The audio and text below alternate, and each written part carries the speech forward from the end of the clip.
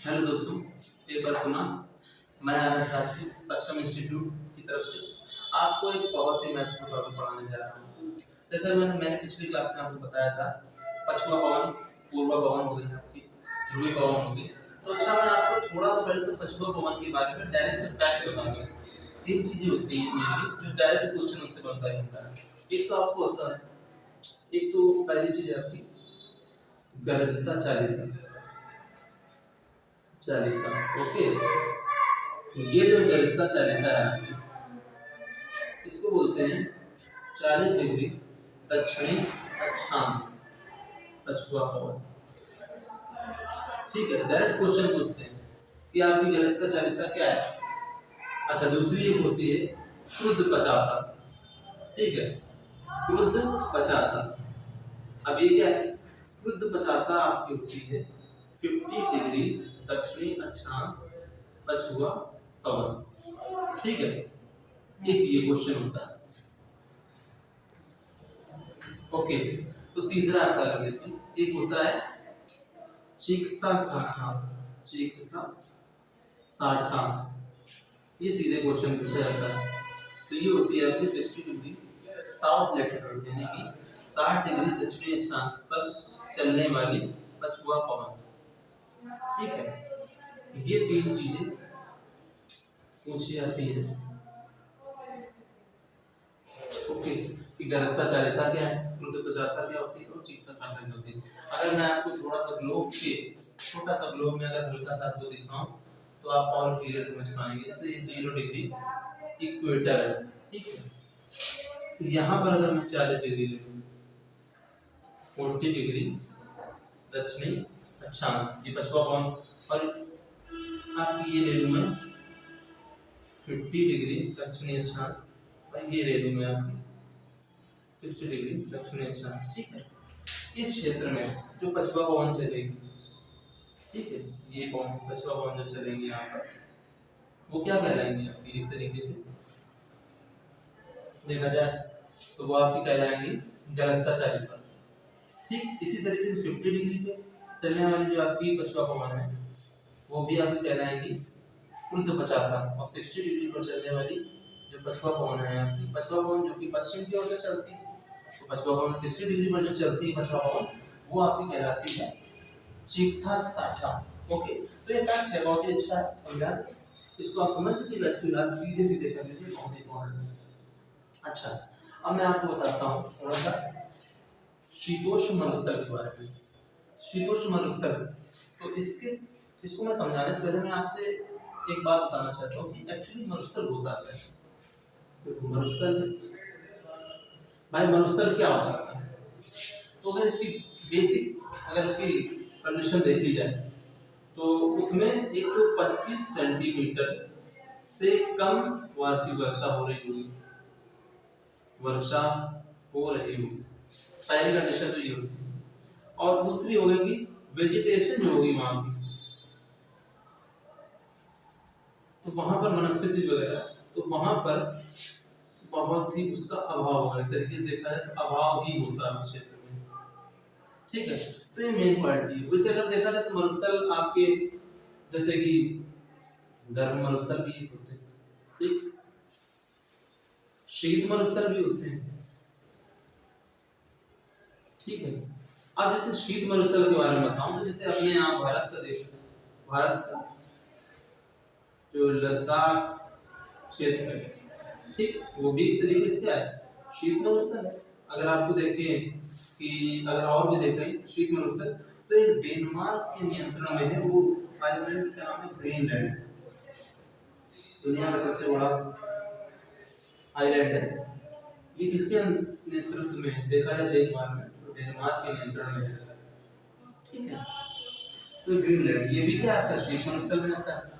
अच्छा, अब गर्म मरुस्थल, गर्म मरुस्थल में अगर देखा जाए तो जैसे कि भारत का ही ले ले, भारत का थार मरुस्थल, यहाँ पर क्या है, गर्म मरुस्थल है। इसी तरीके से अगर देखें अफ्रीका का सहारा मरुस्थल, तो ये भी क्या है, एक तरीके से आपके गर्म मरुस्थल ही। तो ये तो मैंने आपको बताया गर्म मरुस्थल, शीत मरुस्थल। अच्छा, एक होता है शीतोष्ण मरुस्थल, जिसका मेन कॉन्सेप्ट मैं आपको बताने वाला हूँ। ये तो सीधे सीधे फ्लैट है, इसमें कुछ खास नहीं। अब आते हैं आपकी शीतोष्ण मरुस्थल। एक्चुअली ये बनता है, इसका यही मेन कारण है, और यही मेन कारण ये क्यूरियोसिटी पैदा करता है स्टूडेंट्स में एग्जाम के लिए कि किस तरीके से ये बन रहा है, और इसके बारे में पूछ लिया जाता है सीधे सीधे। तो आइए आपको थोड़ा बताते हैं। देखिए शीतोष्ण मरुस्थल हो गया कि जहां पर पछुआ पवन भी चल रही है और पूर्वा पवन भी चल रही है, ठीक।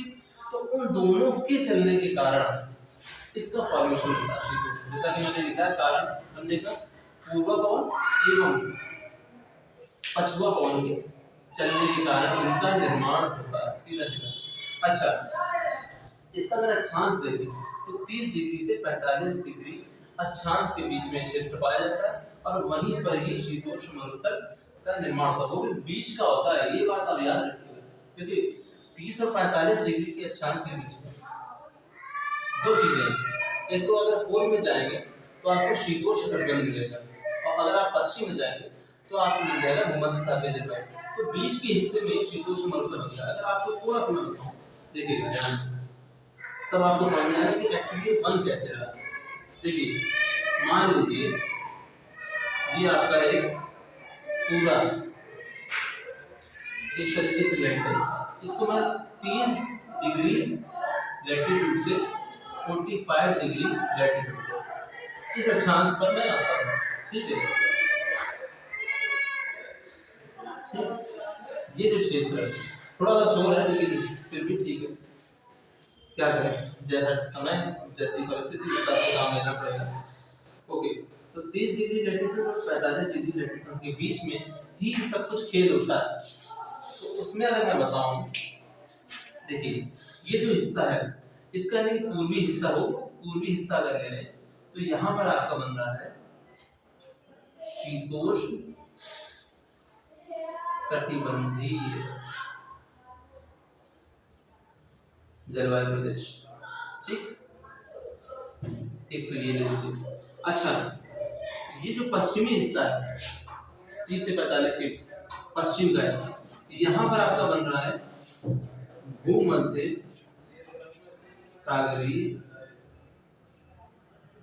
जलवायु क्षेत्र, ठीक। अब यहीं से आपका खेल मेन स्टार्ट होता है। देखिए भूमध्य सागरीय जलवायु क्षेत्र होता है, तो सीधी सी बात है, जहाँ भूमध्य सागरीय जलवायु क्षेत्र 30 से 45 के बीच का क्षेत्र है, तो यहाँ पर आपकी पछुआ पवन चलती है पश्चिम से। तो अगर देखा जाए these are वेस्टर्लीज, इसको आप बोलते हैं पछुआ पवन, ठीक है। तो ये आपकी जा रही है, इनमें क्या होता है, वाटर वेपर होता है यहाँ वेपर, देखिए सीधे हिंदी में लिखिए तो जलवाष्प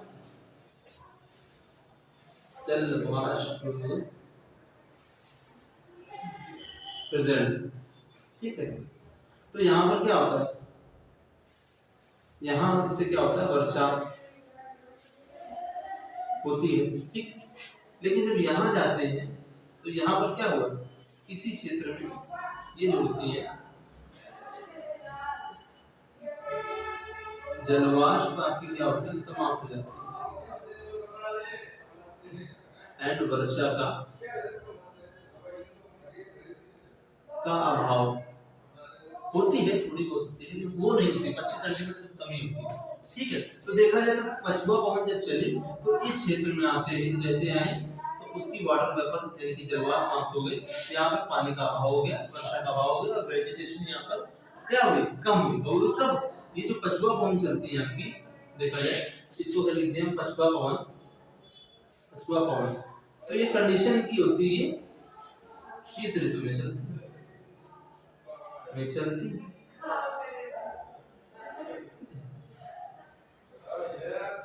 अब देखिए शीत ऋतु में मान लीजिए चल रही है, तो शीत ऋतु के कारण, शीत ऋतु में पछुआ पवन के कारण जलवाष्प का अभाव इस क्षेत्र में है, और इसी वजह से यहाँ पर वेजिटेशन आपकी नहीं बन पा रही है, यहाँ पर वर्षा का अभाव, ठीक। इसी तरीके से बात है पछुआ पवन। देखिए पछुआ पवन को डायरेक्शन दे तो इसकी क्या होती है, सॉरी पूर्वा पवन, ठीक है। पूर्वा पवन, पूर्वा मतलब नाम से पता है कि पूर्व की ओर से चल रही है। तो जब ये चलती हैं देखिए अब पूर्व की ओर से चल रही है, तो यहाँ पर भी वही चीज है कि यहाँ क्या है, जलवाष्प, यहाँ इसमें क्या है, प्रेजेंट है। लेकिन जब यहाँ वर्षा होती जा रही है तो जिससे क्या होता है, यहाँ पर क्या है, वर्षा प्रेजेंट है। लेकिन जब ये क्षेत्र यहाँ पर पहुंचती है तो यहाँ पर क्या हुआ, यहाँ पर भी सेम कंडीशन वही हो गई कि यहाँ पर भी आपका जल वाष्प का अभाव, जल वाष्प अभाव एंड पानी का अभाव, पानी का अभाव हो गया आपको यहाँ भी। तो देखा जाए तो ये पूर्वा पवन आपकी कब चल रही है, ये गर्मी में चल रही है, गर्मियों में। तो गर्मियों, अब देखिए गर्मियों में पछुआ पूर्वा पवन के चलने का, गर्मियों में पूर्वा पवन के चलने के कारण ये क्षेत्र क्या हुआ, आपका जलवाष्प से अभाव हुआ उसका, और यहाँ पानी नहीं हुआ तो यहाँ वर्षा नहीं हुई, तो यहाँ पर वर्षा नहीं हुई। सेम इसी तरीके से पछुआ पवन के कारण इस क्षेत्र में भी पानी का अभाव हुआ। तो देखा जाए तो क्या हुआ, वर्ष भर पानी का लगभग अभाव होता है, लगभग अभाव वाला क्षेत्र होता है, क्षेत्र। चूंकि इधर ये शीत में चल रही है, शीत में चल रही है, और ये गर्मी में चल रही है, तो शीत और गर्मी के बीच शीतोष्ण, तो इस वजह से इसका जो नाम है, यहाँ पर आपका एक मरुस्थल बनता है, वो होता है शीतोष्ण मरुस्थल। ओके, ये शीतोष्ण मरुस्थल है, कि वर्षा वर्ष भर लगभग ना के बराबर होती है, इस वजह से इस क्षेत्र में आपका क्या हुआ, शीतोष्ण मरुस्थल की फॉर्मेशन होती है। अच्छा, इसका एग्जांपल देख तो जैसे गोबी का मरुस्थल है, मंगोलिया और चीन के बीच बॉर्डर, आप देख सकते हो उसकी लोकेशन, वो लोकेशन 30 से 45 अक्षांश के बीच में ही है, ठीक है। उसी तरीके से तुर्कमेनिस्तान का मरुस्थल, तो यहाँ पर भी क्या होता है, सेम वही शीत ऋतु में पछुआ पवन वर्षा वेस्ट में तो करा रहे, लेकिन बीच में आते आते इस अक्षांश में पानी हो ही नहीं रहा। इसी तरीके से पूर्वा पवन की कंडीशन होती है, और इस क्षेत्र में लगभग वर्षा का अभाव होता है, और ये दो जैसे गोबी मरुस्थल हो गया, तुर्कमेनिस्तान मरुस्थल, इन मरुस्थलों में क्या होता है, वर्षा होती नहीं, इसलिए मरुस्थल की फॉर्मेशन होती है, वो भी शीतोष्ण। ओके, तो मैंने आज आपको बताया शीतोष्ण मरुस्थल के बारे में, मैंने आपको बताया पछुआ पवन, 3 पॉइंट मैंने बताए थे, गरजता 40 क्रुद्ध 50 और चीखता 60। ये बहुत ही इंपॉर्टेंट पॉइंट्स हैं, इनको आप दिमाग में रखिएगा, और ये आपको आगे के एग्जाम में बहुत ही हेल्पफुल होंगे। ओके, थैंक यू दोस्तों।